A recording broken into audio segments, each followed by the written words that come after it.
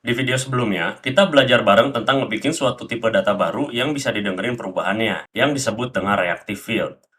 Kita udah belajar bareng gimana pakai C# event untuk implementasi reactive field yang ngebuat UI health bar yang otomatis bisa ngupdate dirinya sendiri.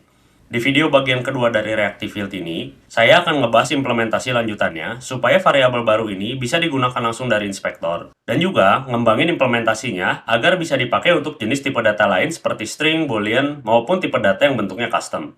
Yuk mulai!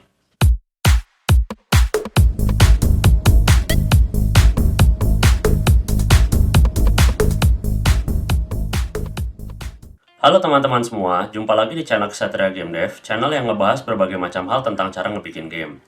Selamat datang ya di pembahasan lanjutan dari implementasi reactive field atau suatu tipe data yang bisa didengerin perubahannya.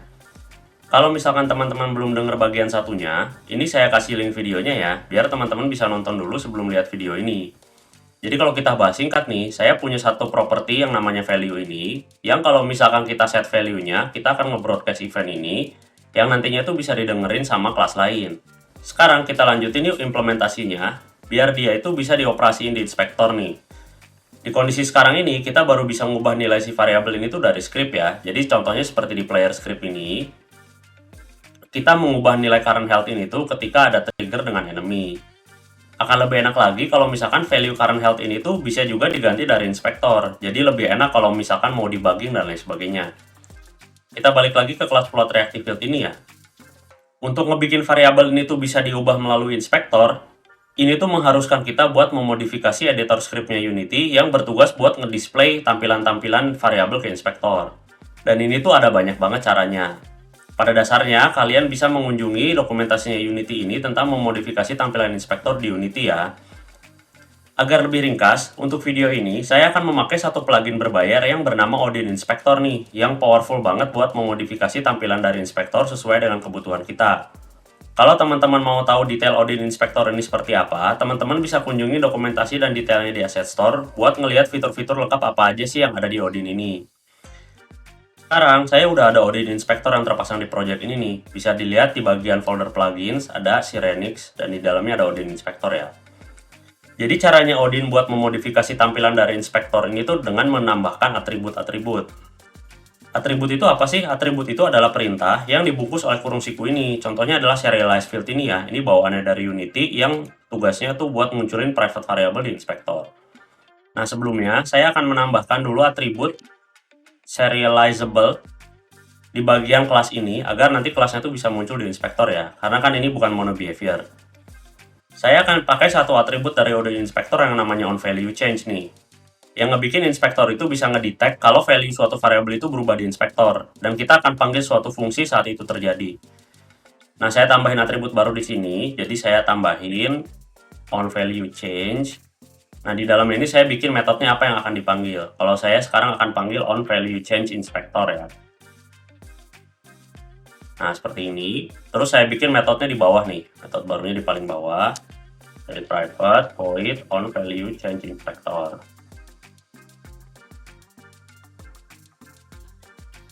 Pertama, saya detect dulu nih apakah Unity-nya lagi play atau enggak dengan cara ngecek if application.displaying ya. Karena saya cuma mau ngejalaninnya kalau application-nya lagi jalan doang. Nah, habis itu saya panggil nih metodenya.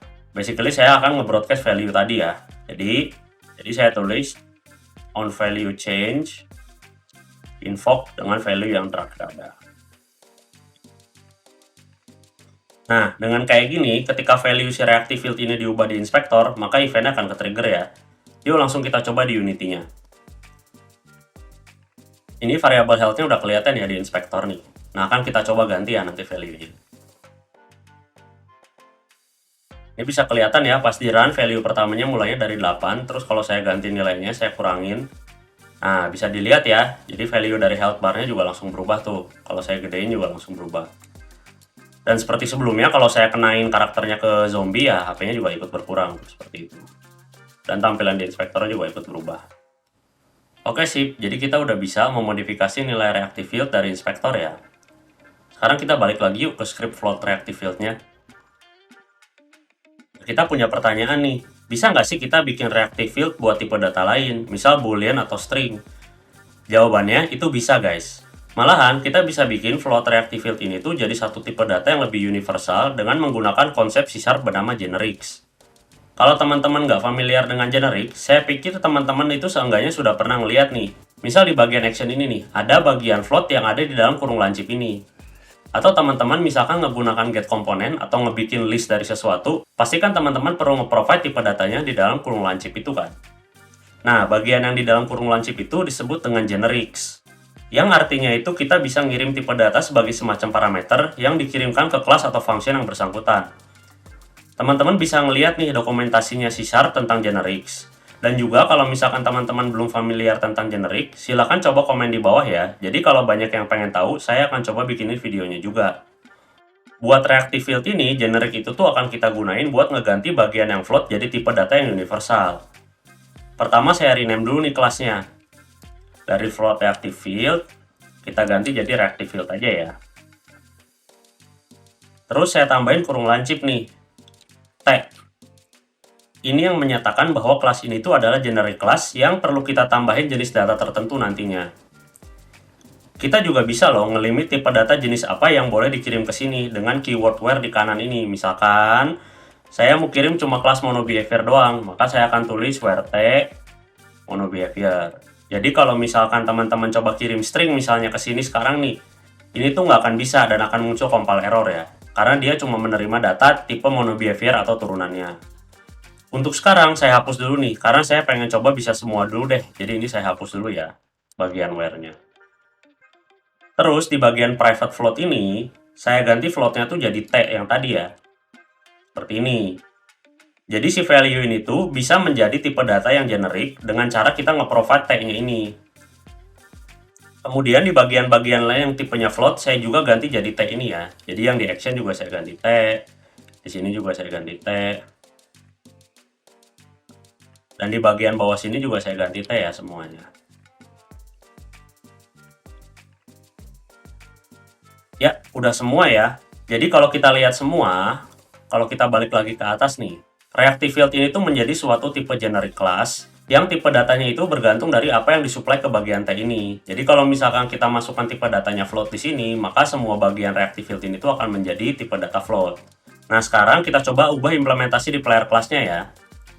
Jadi kalau saya balik lagi ke player sini, ini kan reactive field-nya sebelumnya masih bentuknya float reactive field nih. Maka kita tambahin implementasi genericnya ya. Jadi saya tambahin reactive field dengan tipe float seperti ini.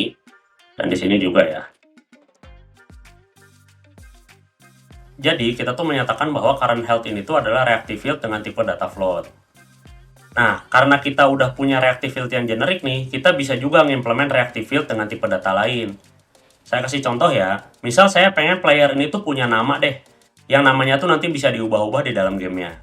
Jadinya saya bisa bikin reactive field tipe string nih, public reactive field dengan tipe string, namanya player name. Kayak gini. Terus, saya mau tampilin di UI-nya. Jadi saya pindah ke gameplay HUD, kelas yang nampilin semua UI, dan saya tambahin text mesh pro baru ya di sini. Di trials field, private, text mesh pro UGUI, player name text. Dan di on enable saya dengerin tuh perubahan yang tadi. Jadi player name subscribe. Nah, ini saya bikin metode baru ya. On player name change. Sini berarti new name. Saya ganti nih player name text-nya. Player name text sama dengan new name. Jangan lupa di on disable kita bikin unsubscribe-nya ya. Player name unsubscribe on player name change. Saya pindahin ke bawah biar enak. Oke, kita sekarang balik ke Unity ya, dan saya coba setup UI player name-nya di canvas, dan saya cepetin aja biar ringkas ya.